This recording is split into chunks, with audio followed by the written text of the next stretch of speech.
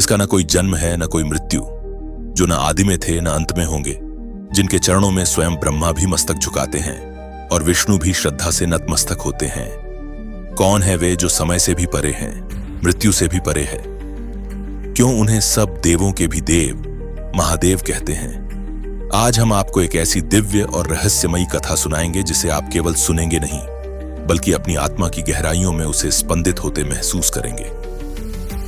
कल्पना कीजिए एक ऐसे अस्तित्व की जो समय के आरंभ से भी पहले था, जब न आकाश था, न पृथ्वी, न जल था, न अग्नि, बस एक चेतना थी, अव्यक्त, असीम, जिसे हम आज शिव के नाम से जानते हैं। उसी अनंत चेतना से प्रकट हुए ब्रह्मा, सृष्टि के रचयिता, और भगवान विष्णु, सबके पालन करता। परंतु शिव, क्या वे भी प्रकट हुए? नहीं, वे प्रकट नहीं हुए, क्योंकि शिव तो स्वयं आदिशक्ति के भी मूल हैं। शिव सृष्टि से परे हैं, वह कभी प्रकट नहीं होते, ना ही उनका अंत होता है। वे सदा से हैं, अनंत हैं, और वे सदैव रहेंगे। इस दिव्य यात्रा में प्रवेश करने से पहले मैं आपसे एक छोटा सा अनुरोध करना चाहता हूं।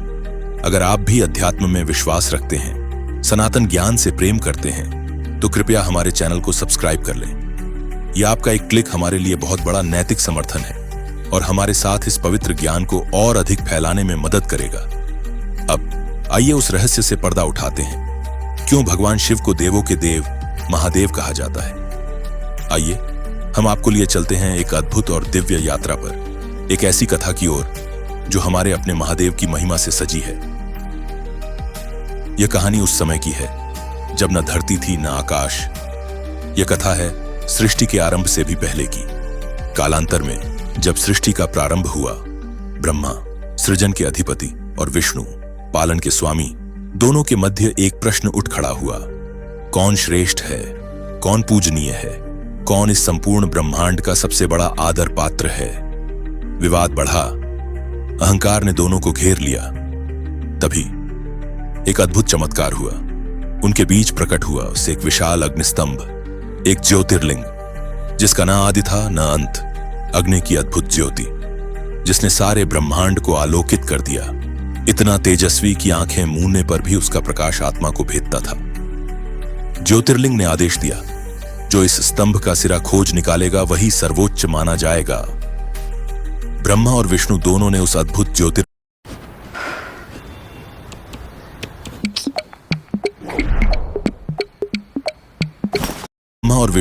ने उस अद्भुत ज्योतिर्मय स्तंभ के रहस्य को जानने का निश्चय किया। ब्रह्मा ने आकाश की ओर उड़ान भरी, हंस का रूप धारण कर, और विष्णु ने वराह अवतार लिया।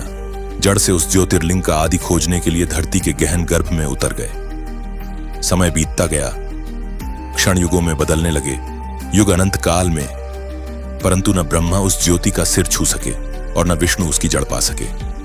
ऊपर उड़ते उड़ते ब्रह्मा को आभास हुआ कि यह स्तंभ अंतहीन है।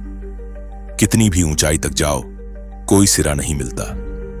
विष्णु भी धरती के गर्भ में गहरे उतरते गए, पर वहां भी उन्हें कोई आधार नहीं मिला।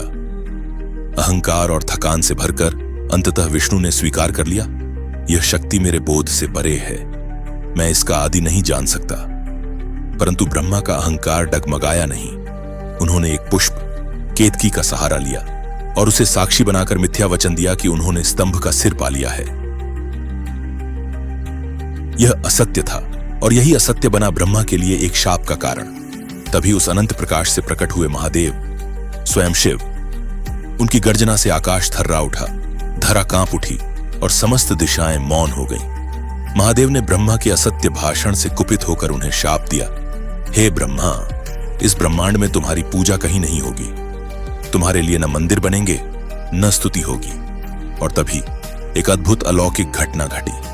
अचानक उस अनंत ज्योति के मध्य से एक दिव्य ऊर्जा का उद्भव हुआ, एक प्रचंड अग्निचक्र जो स्वयं ब्रह्मांड की सभी शक्तियों का स्रोत प्रतीत हो रहा था। उस अग्निचक्र की तेजस्विता इतनी प्रखर थी कि त्रिदेव ब्रह्मा, विष्णु और रुद्र स्वयं श्रद्धा से नतमस्तक हो गए। उन्होंने आदरपूर्वक उस ऊर्जा से प्रश्न किया, आप कौन हैं जो इस संपूर्ण सृष्टि से भी परे प्रतीत हो रही हैं? उत्तर आया एक गूंजती हुई व्यापक ध्वनि में, मैं ही कारण हूं, काम का भी, क्रोध का भी, मोक्ष का भी और माया का भी। मैं ही वह मूल ऊर्जा हूं जिससे तुम त्रिदेवों का भी उद्गम हुआ है। मैं ही तुम्हारे अस्तित्व की जड़ हूं। त्रिदेव विस्मय से भर उठे। उन्होंने विनम्रता से निवेदन किया, हे आदिशक्ति, कृपा कर हमें अपने दिव्य स्वरूप का साक्षात्कार कराइए, साकार होकर हमें आपके दर्शन कराइए। और तब उस अग्निचक्र की गर्जना के मध्य से प्रकट हुई महाकाली। काली, काल से भी परे, मृत्यु से परे, शून्य से जन्मी और अनंत में विलीन होने वाली। उनकी उपस्थिति से दिशाएं कांप उठी, समय थम गया और संपूर्ण सृष्टि पहली बार अद्भुत भय और अद्भुत करुणा के एक साथ दर्शन कर सकी। महाकाली, जिनके नेत्रों में भयानक अग्नि थी, जिनके चरणों में समस्त ब्रह्मांड सिमटता था। महाकाली का रूप देख ब्रह्मा भयभीत होकर मुंह फेरने लगे। महाकाली ने उन्हें देख लिया और कहा, जिसने ज्ञान से मुंह मोड़ा है उसके साथ ज्ञान की देवी सदा रहेगी।